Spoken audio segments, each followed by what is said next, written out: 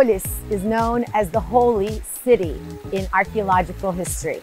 The thing that makes it the most famous is, of course, its calcite-laden waterfalls and terraces, Pamukkale. The snow-white petrified waterfalls and mineral water basins here make up some of the most spectacular pictures in the world.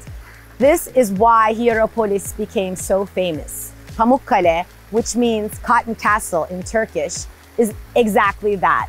It is on a cliff that's 200 meters high in the sky.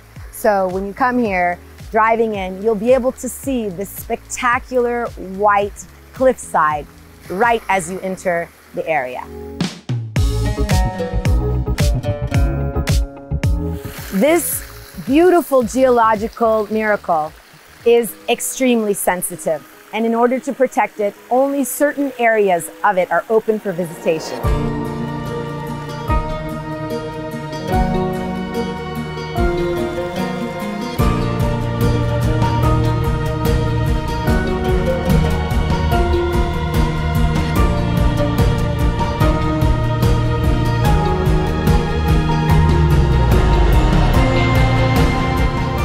Theater at Hierapolis.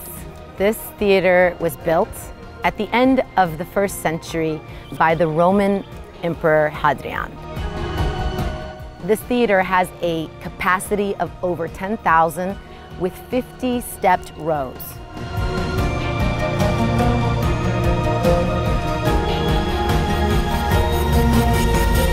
But what I really like is the relief that goes along the entire bottom section here.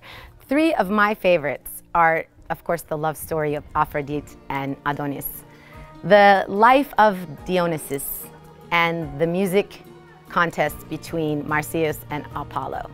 Don't miss these at the theater in Hierapolis.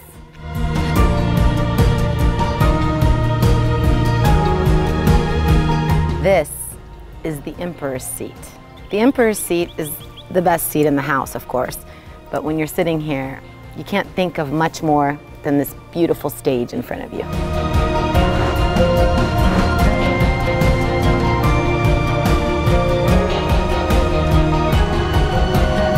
The Museum of Hierapolis is located inside of the Roman baths here.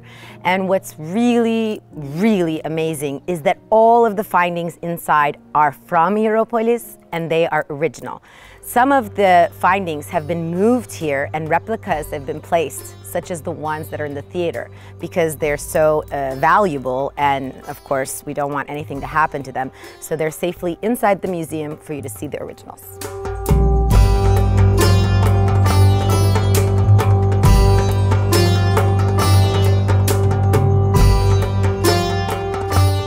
This is plutonium. It's thought to be one of the entrances into the underworld, or portholes.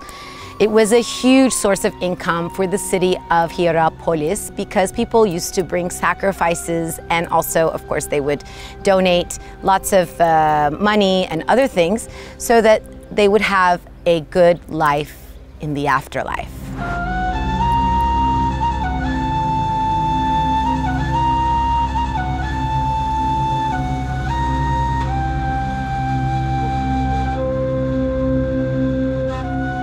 One of the most interesting parts of Hierapolis is its necropolis. Necropolis is an interesting word. It actually means the city of the dead, which is essentially a graveyard. Here, there's almost 2,000 or more people that have been buried over time.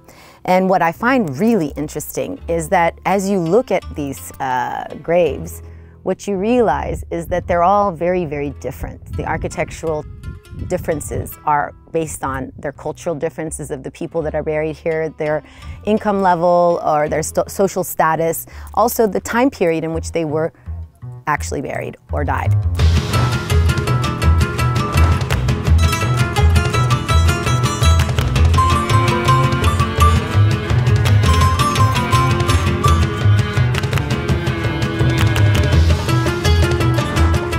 This is the beautiful Fontinus Gate. It's the main gate into the city of Hierapolis. This gate connects to the Fontinus Street, which is 170 meters long and 14 meters in width. This street is lined with shops, warehouses, and different houses.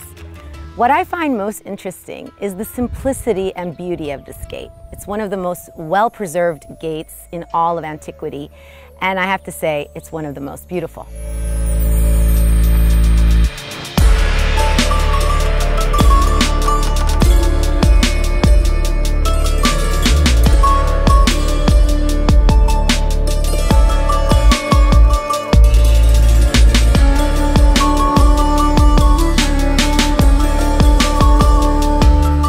The Martyrium is on the highest pinnacle point at Hierapolis, and it is a 5th century Byzantine building and a major pilgrimage point for the Christians.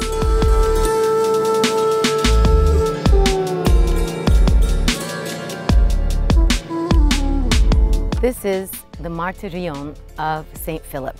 This is actually the place where one of the 12 apostles, Philip, was crucified and laid to rest. This is his tomb, and it's actually considered one of the Christian heritages and pilgrimages in Türkiye.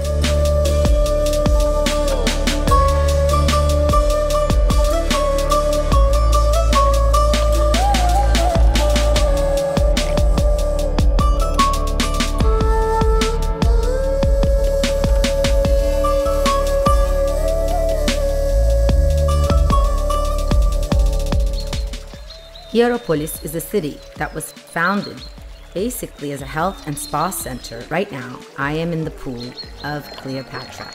This pool is named after her because of its beauty, obviously. But could you imagine swimming here?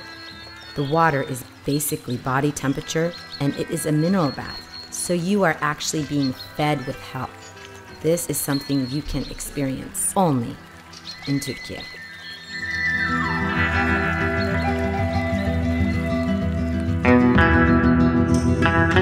This is a city that has so much history, and experiencing it firsthand is the only way to comprehend the meaning of life and death in the past.